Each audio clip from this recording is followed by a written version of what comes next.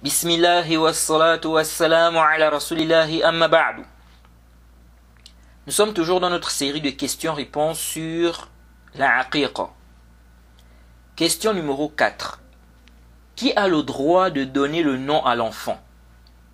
Alors sachez que les fuqaha, les jurisconsultes sont d'accord que c'est un droit du père.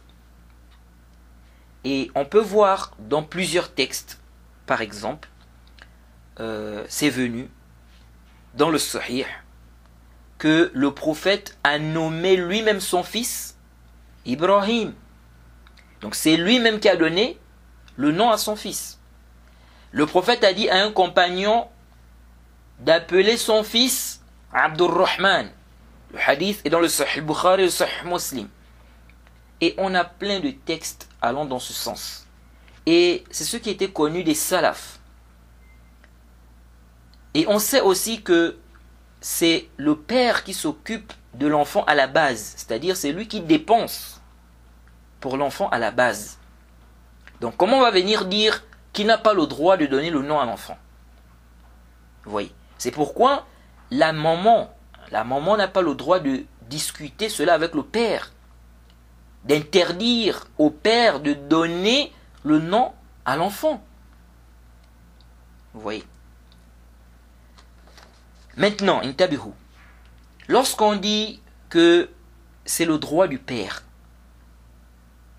est-ce que ça veut dire que la maman ne peut pas donner le nom à l'enfant? Non. C'est-à-dire, lorsqu'on dit que c'est le droit du père, ça n'empêche pas que le père consulte la mère ou la maman afin qu'ils puissent donner, trouver un nom ensemble. Donc, rien n'interdit ça. Rien n'interdit ça. Et ceci peut même permettre l'harmonie dans le couple. Vous voyez. Contrairement à si l'homme dit par exemple à sa femme que elle n'a pas le droit de donner le nom. Il n'y a que lui qui donne des noms. Vous voyez, ça peut créer des tensions dans le couple. Vous voyez. Donc lorsqu'on dit que c'est un droit du père, ça ne veut pas dire que la maman ne peut pas donner le nom. Elle peut donner le nom. Mais elle n'a pas à discuter avec le père, interdire, n'est-ce pas, au père de donner le nom. Parce qu'à la base, c'est son droit. C'est son enfant, c'est son droit. Ok? C'est lui qui dépense pour l'enfant. Et quand on regarde les textes, on voit que ce sont les papas qui donnaient les noms, n'est-ce pas, aux enfants, à la base. Maintenant, comme on a dit, ça n'empêche pas que le papa consulte la maman. Jade. Donc, la maman peut donner un nom, le papa aussi donne un nom. Il n'y a pas de mal. Un enfant peut avoir plusieurs noms. C'est venu dans le Sahih Bukhari, le hadith numéro 3532. Le prophète Mohammed sallallahu alayhi wa sallam a dit Li khamsatu asma'in. Li khamsatu asma'in. Le prophète a dit j'ai 5 noms. J'ai 5 noms. Et il a commencé à citer, ou bien il a cité ces noms-là. Il a cité Mohammed, il a cité Ahmed, etc. Vous voyez. Et on a pas un dalil qui montre que ça c'est une spécificité du prophète. C'est-à-dire le fait d'avoir plusieurs noms.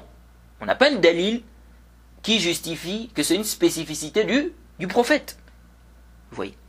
Donc un enfant peut avoir plusieurs noms. Quelqu'un peut avoir plusieurs noms. Il n'y a pas d'ishkal. Il n'y a pas d'ishkal.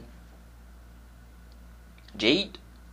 Donc le papa peut donner un nom. La maman aussi. Il n'y a pas de problème. Le grand-père même aussi peut donner un nom. Vous voyez. Donc l'enfant peut avoir plusieurs noms. Il n'y a pas d'ishkal. Vous voyez. Et on a vu également que la maman de Mariam a nommé sa fille. Elle a donné, c'est elle qui a donné le nom, n'est-ce pas, à l'enfant, Mariam. Vous voyez. Elle a nommé Mariam. Donc ça montre que la maman peut donner le nom à l'enfant. Même si, bon, certains savants disent qu'elle a donné le nom parce que le papa était déjà mort. Bon, ça aussi, ça nécessite un bahth. Vraiment, est-ce que le papa de Mariam était réellement mort, elle est le plus savant. Dans tous les cas, on n'a pas une dalil qui interdit. C'est-à-dire qu'une femme peut donner le nom à l'enfant. Une femme peut donner le nom à l'enfant. Il n'y a pas d'ishkal. Jade. Donc le papa peut donner le nom, la maman aussi, l'enfant peut avoir plusieurs noms. Vous voyez. Donc ce n'est pas parce qu'on dit que c'est le droit du père que ça veut dire que la femme, n'est-ce pas, qu'il est interdit à la maman ou à la mère de donner le nom. Non. Le papa peut consulter la maman, n'est-ce pas? Ils choisissent un nom ensemble. Comme le papa peut donner un nom, la maman aussi donne un nom et l'enfant aura 2 noms, ou 3, ou 4. Il n'y a aucun ishkal, à cela, Jade.